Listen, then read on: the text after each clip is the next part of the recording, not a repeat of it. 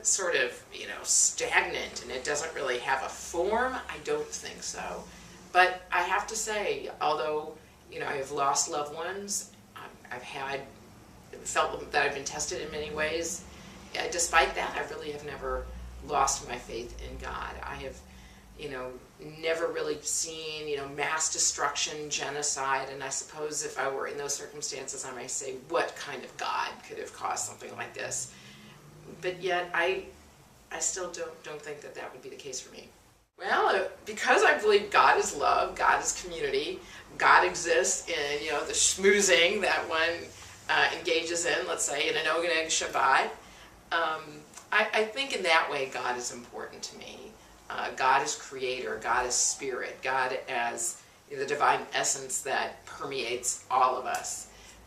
That is part of my expression of Judaism, and is part of what makes me feel that the Jewish neshama is tied, the Jewish soul is tied to this very expansive God-like notion and concept.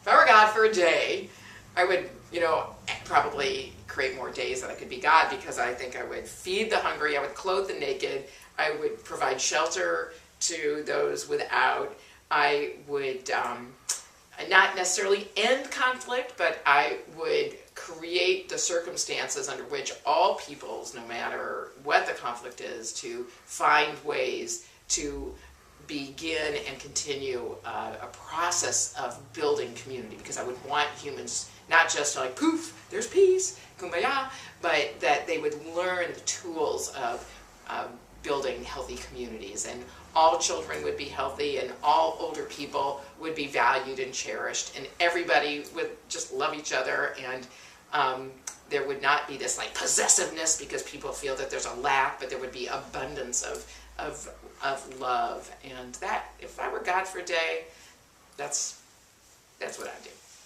What I would like to, I guess, leave everyone with, if this was my last sermon or whatever, is that let's try to find godliness in every moment, even the most mundane, folding laundry, chop wood, carry water, whatever.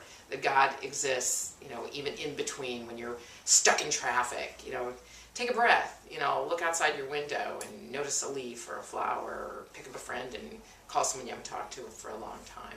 And in those very, very quiet moments, that's where I would say God is found.